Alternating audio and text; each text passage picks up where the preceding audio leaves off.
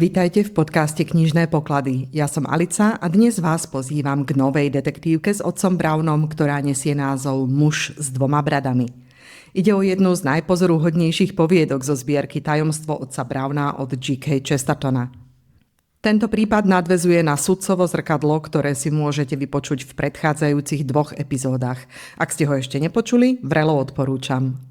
A ak máte radi Sherlocka Holmesa, aj toho si u mňa môžete vypočuť v príbehu Štúdia v krvavo-červenom. A nechýba ani detektívka v štýle Miss Marple Vraždy v hoteli Richelieu. To všetko v mojom podcaste. A ešte jedna dôležitá prosba. Nezabudnite si zapnúť odber. Mnohí z vás mi píšete, že nové časti objavíte náhodou. Ak si však zapnete odber, budete mať istotu, že vám neunikne žiadna kapitola ani kniha. Dnes sa ocitneme v dome plnom zvláštnej atmosféry, kde istá mladá dáma tvrdí, že videla tvár, ktorá tam nemala byť.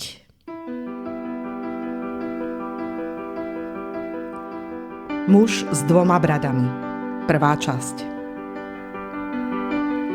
Tento príbeh rozprával otec Brown profesorovi Craikovi, známemu kriminológovi, po večeri v jednom klube, kde ich predstavili jeden druhému ako 2 ľudí, ktorých spája neškodné hobby, vraždy a lúpeže. Keďže verzia otca Browna trochu zľahčovala jeho vlastnú úlohu v celej veci, je tu príbeh prerozprávaný v o niečo nestrannejšom štýle. Začalo sa to priateľskou slovnou prestrelkou, v ktorej bol profesor veľmi vedecký a kňaz mierne skeptický. Drahý pane, ozval sa profesor namietavo, nepovažujete kriminológiu za vedu? Nie som si istý, odpovedal otec Brown. A považujete aj hagiografiu za vedu? Čo to má byť? Opýtal sa špecialista prudko. Nie, nemá to nič spoločné s ježibabami ani s upaľovaním bosoriek, povedal kňaz s úsmevom. Je to veda o svätých veciach, o svetcoch a podobne. Viete, v temnom stredoveku sa ľudia snažili vytvoriť vedu o dobrých ľuďoch, ale naša humanistická a osvietená doba má záujem iba o vedu o tých zlých. A predsa, podľa mojej skúsenosti, každý mysliteľný typ človeka sa už niekedy stal svetcom. A mám podozrenie, že rovnako každý mysliteľný typ človeka už niekedy bol aj vrahom. No, my veríme, že vrahov sa dá celkom dobre rozdeliť do skupín, poznamenal Craig. Zoznam znie trochu dlhý a nudný, ale myslím si, že je úplný. V prvom rade sa každé zabitie dá rozdeliť na racionálne a iracionálne. A začnime tým druhým, lebo tých je menej. Existuje niečo ako vražedná mánia, láska k zabíjaniu ako takému. A existuje aj bezdôvodná nenávisť, hoci tá len málo kedy vedie k vražde. Potom sa dostávame k skutočným motívom. Niektoré sú menej racionálne, skôr romantické, alebo spätne zamerané. Napríklad milenec zabije súpera, o ktorom dobre vie, že ho nikdy nenahradí. Alebo povstalec zavraždí tyrana, aj keď už bolo po revolúcii. Ale častejšie majú aj tieto činy svoje logické vysvetlenie. Sú to vraždy s nádejou. Patria do tej väčšej, druhej kategórie, ktorú by sme mohli nazvať pragmatické zločiny. Tie sa zvyčajne delia na 2 hlavné skupiny. Poprvé, človek zabije preto, aby získal to, čo má iný, buď krádežou alebo dedičstvom. A po druhé preto, aby druhému zabránil v nejakej činnosti. Napríklad, keď niekto zavraždí vydierača alebo politického súpera. Alebo aj pasívnejšie, keď sa chce niekto zbaviť manžela či manželky, pretože mu prekáža ich ďalšia existencia. Myslím, že toto delenie je dôkladne premyslené a pri správnom použití pokrýva celú oblasť. Obávam sa však, že to znie trochu sucho. Dúfam, že vás nenudím. Vôbec nie, povedal otec Brown. Ak som pôsobil trochu neprítomne, ospravedlňujem sa. Pravdu povediac, myslel som na jedného muža, ktorého som kedysi poznal. Bol to vrah, ale neviem ho zaradiť do vašej galérie vrahov. Nebol šialený, ani ho zabíjanie nebavilo. Neznášal toho, koho zabil? Nie, sotva ho poznal a rozhodne proti nemu nič nemal. Ten druhý muž nevlastnil nič, po čom by mohol túžiť. Nesprával sa nijako, čo by chcel vrah zamedziť. Neohrozoval ho, neprekážal mu, nijako ho neovplyvňoval. Nebola v tom žiadna žena ani politika. Ten človek zabil niekoho, kto bol preňho prakticky cudzí, a to z veľmi zvláštneho dôvodu. Tak zvláštneho, že možno nemá v dejinách ľudstva obdobu. A tak začal otec Brown rozprávať príbeh. Svojím vlastným, nenúteným štýlom, takmer akoby rozhovorom. Príbeh sa pokojne môže začať v dostatočne slušnom prostredí, pri raňajkovom stole ctihodnej aj zámožnej rodiny Banksovcov z predmestia.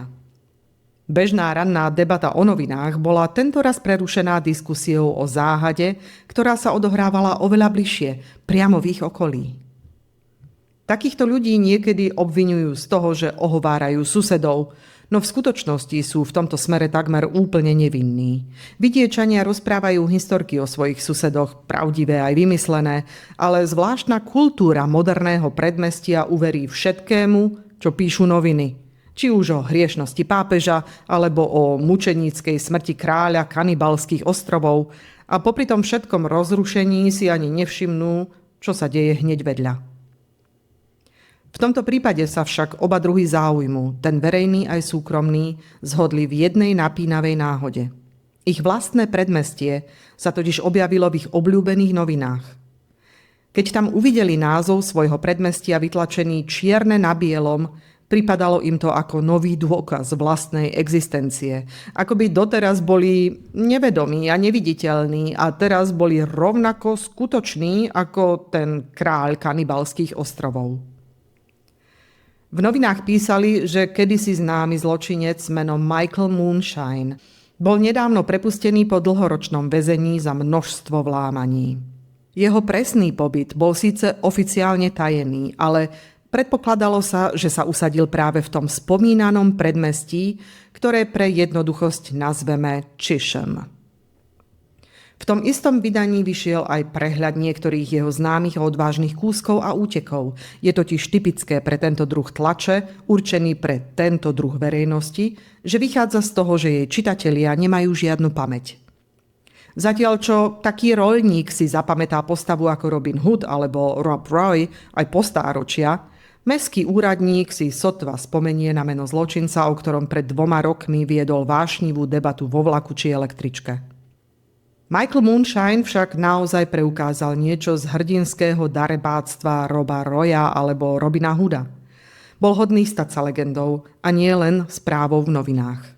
Bol príliš schopný zlodej na to, aby sa znížil k vražde, ale práve jeho obrovská sila, s akou zrážal policajtov ako kolky, omračoval ľudí, zväzoval a umlčiaval ich, to všetko dodávalo ešte o čosi väčší nádych hrôzy a záhadnosti tomu, že ich vlastne nikdy nezabil.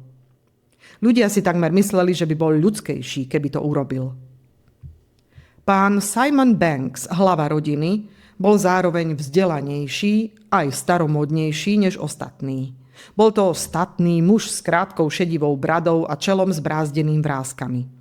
Mal slabosť pre anekdoty a spomienky a celkom jasne si pamätal časy, keď Londýnčania ležali v posteliach a načúvali, či nepočujú Mikea Moonshina, tak ako kedysi načúvali Spring-Heeled Jackovi, ktorý napádal ľudí.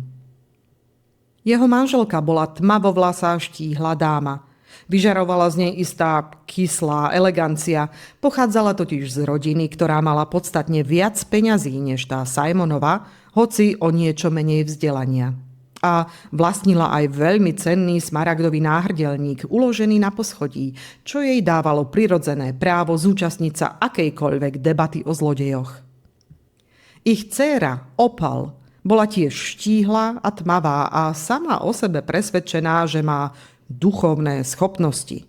No v rodinnom kruhu sa takejto predstave nedostávalo veľkej podpory. Duchovia so silným astrálnym naladením by dobre spravili, keby si vybrali na zhmotnenie iný typ domácnosti ako túto početnú rodinu.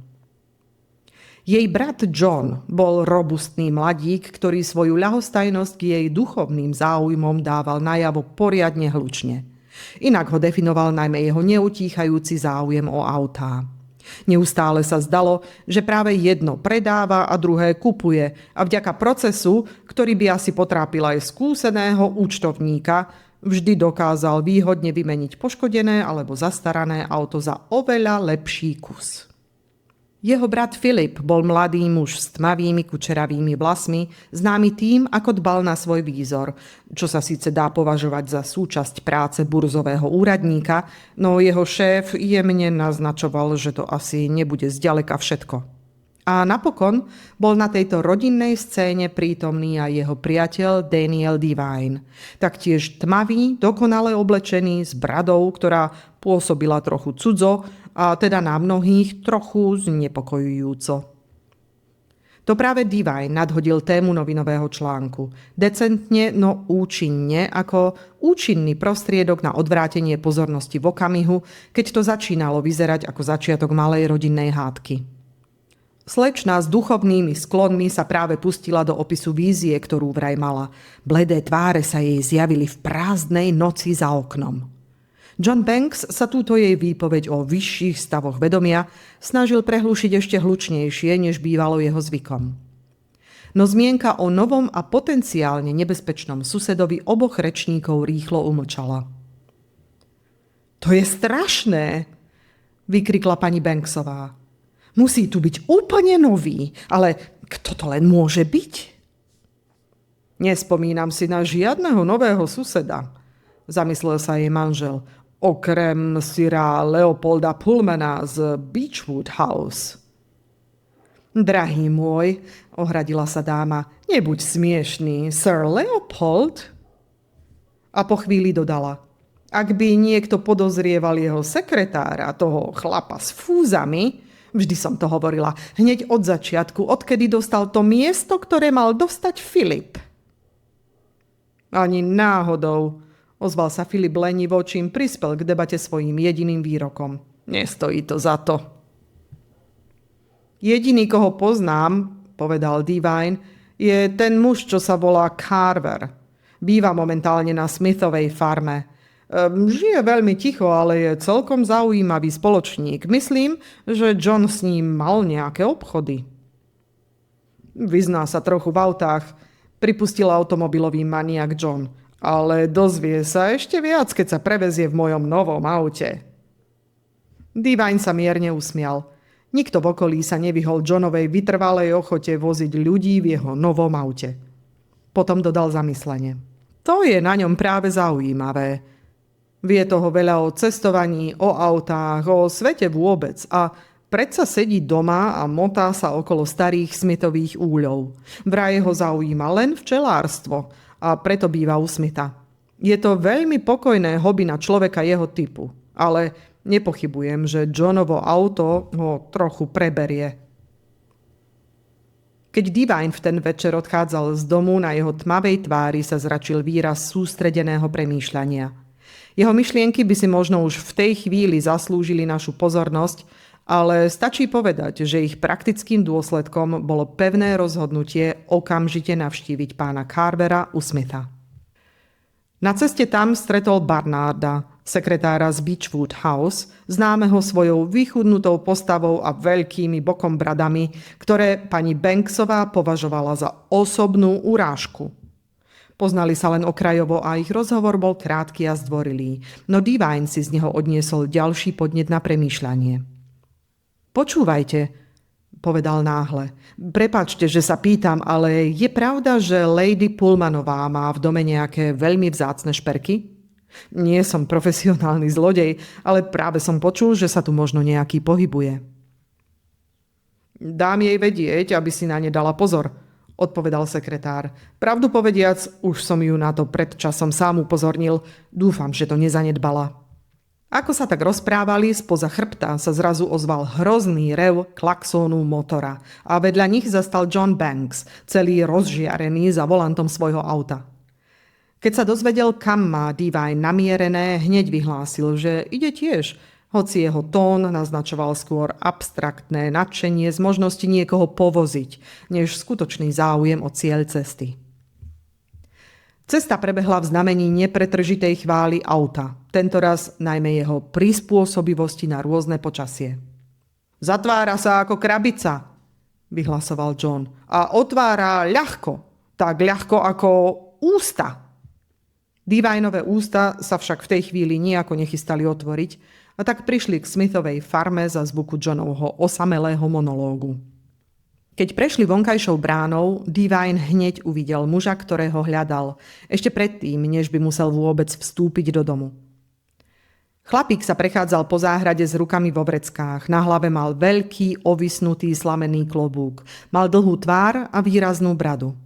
Široká striežka klobúka mu zatieňovala hornú časť tváre tak, že pôsobil, ako by mal na sebe masku. V pozadí stála v slnku usporiadaná rada úľov, popri ktorých sa pohyboval starší muž, pravdepodobne pán Smith, v sprievode nízkeho, nenápadne pôsobiaceho spoločníka v čiernom kňazskom oblečení.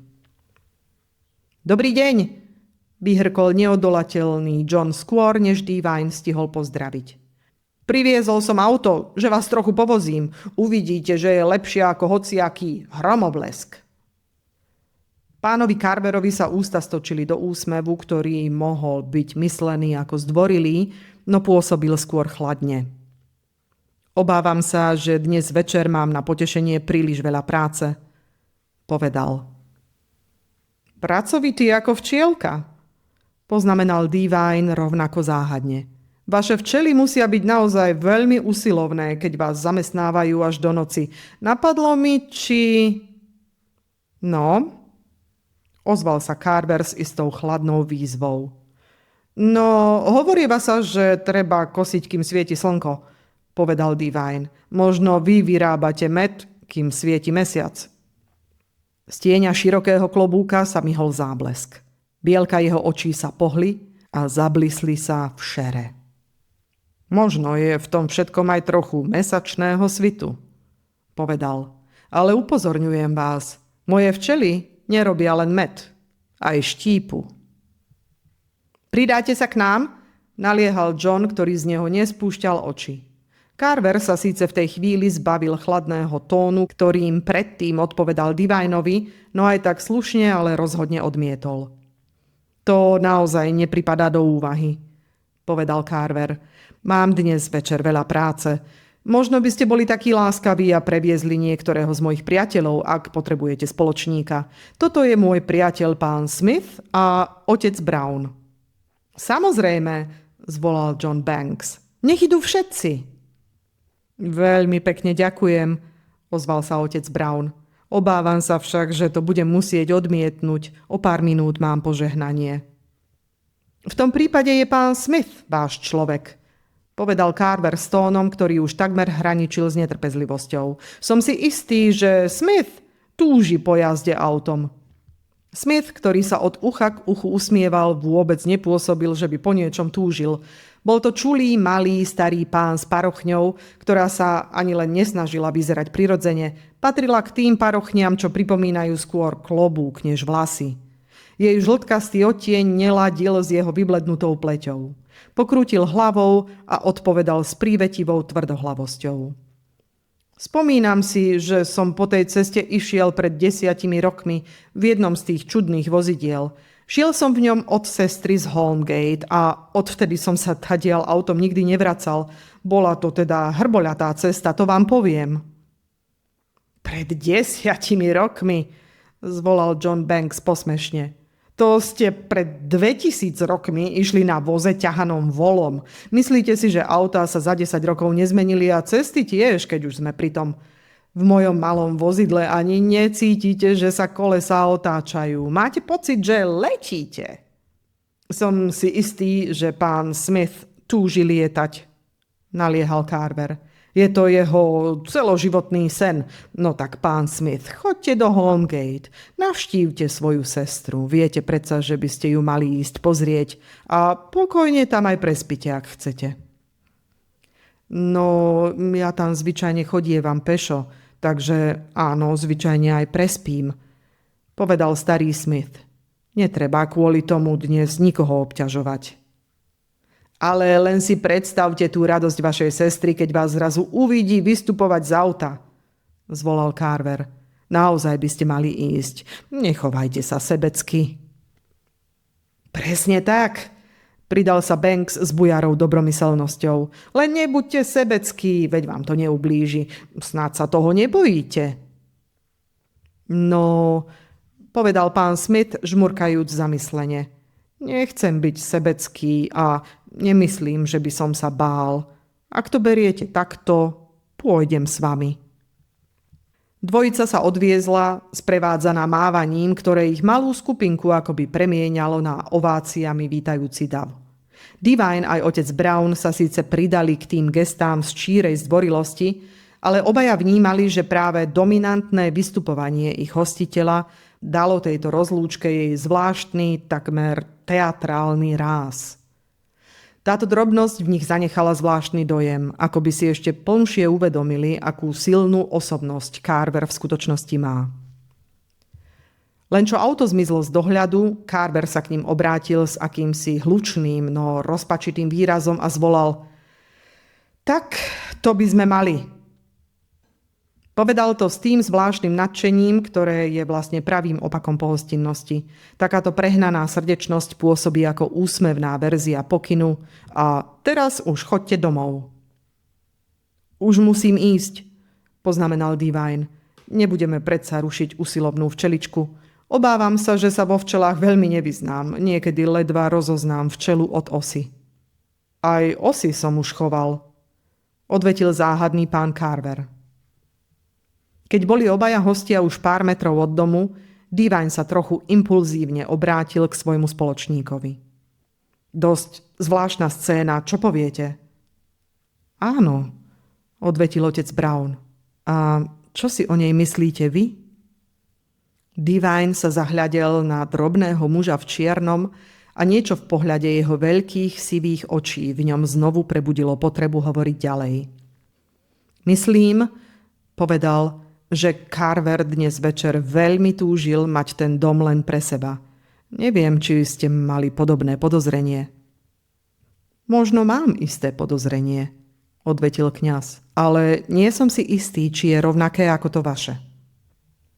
V ten večer, keď posledný súmrak pomaly prechádzal do tmy v záhradách okolo rodinného sídla, Opal Banksová sa túlala po niekoľkých tmavých a prázdnych miestnostiach ešte zasnenejšie než zvyčajne. Každý, kto by sa na ňu pozrel pozornejšie, by si všimol, že jej bledá tvár je dnes ešte o čosi bledšia. Napriek svojmu malomešťackému luxusu mal dom ako celok zvláštny nádych melanchólie. Domom sa niesla zvláštna, tichá melanchólia, clivota vecí, ktoré sú staré, no nie dosť starobilé. Namiesto ozajstných tradícií a dôstojnosti minulosti tu boli len vyblednuté módy a výzdoba ešte príliš nedávna na to, aby pôsobila nostalgicky. A práve preto už mŕtva. Tu a tam zafarbovalo šero ranoviktoriánske vitrážové sklo, vysoké stropy opticky zužovali dlhé miestnosti a na konci jednej z nich, po ktorej práve kráčala, sa nachádzalo okrúhle okno, typické pre stavby z tejto doby. Keď došla asi do polovice miestnosti, zastala a v zápätí sa trochu zakolísala, ako by ju niekto neviditeľný udrel do tváre. O chvíľu na to sa ozvalo klopanie na vchodové dvere, tlmené viacerými zatvorenými dverami medzi nimi. Vedela, že ostatní členovia domácnosti sú na hornom poschodí, no nedokázala by presne vysvetliť, čo ju prinútilo ísť otvoriť sama. Na prahu stála nízka a trochu ošumelá postava v čiernom, rímskokatolický kňaz, ktorého poznala ako otca Browna. Poznala ho len letmo, no bol jej sympatický. Nepodporoval jej duchovné vízie, práve naopak, no spochybňoval ich tak, ako by na nich záležalo a nie ako by boli nezmyselné. Nešlo ani tak o to, že by s ňou nesúhlasil, skôr to, že jej rozumel, no aj tak s ňou nesúhlasil. To všetko jej vírilo v mysli, keď bez pozdravu a bez toho, aby sa spýtala, prečo prišiel, zo seba vyhrkla. Som tak rada, že ste prišli. Videla som ducha. Nemusíte sa tým znepokojovať, povedal. Stáva sa to často. Väčšina duchov vlastne ani nie sú duchovia a tí, čo možno sú, tí vám neublížia. Bol to nejaký konkrétny prízrak? Nie, priznala s určitou úľavou. Nebolo to ani takto zjavenie samo, ako skôr tá hrozná atmosféra rozkladu, akoby žiariaca skaza. Bola to tvár v okne, ale bola bledá, vypleštená ako obraz Judáša.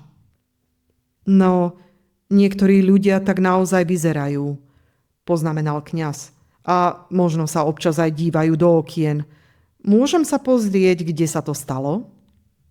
Kým sa však do miestnosti s návštevníkom vrátila, zišli sa už aj ďalší členovia rodiny a tí menej citliví na nadprirodzené javy považovali za vhodné rozsvietiť lampy. A takto sa končí prvá časť príbehu Muž s dvoma bradami. Duch, ktorý možno nebol duchom a muž, ktorý možno nie je tým, kým sa zdá byť. Otec Brown sa už objavil, no zatiaľ iba načúva. V druhej časti pôjde do tuhého. Dôjde k výstrelu, minimálne jednému, padne tieň podozrenia a pred očami všetkých sa zjaví tvár, ktorá je mŕtvá. Nezabudnite si zapnúť odber. A ak sa vám príbeh páčil, budem rada, ak ho odporúčite aj svojim známym. Zároveň mi tým pomôžete robiť tento podcast pre vás aj ďalej. Ďakujem. Teším sa s vami na ďalšiu časť príbehu budúci piatok. Dovtedy sa majte zvedavo, pozorne, vnímavo, alebo jednoducho tak, ako máte svoje knihy najradšej.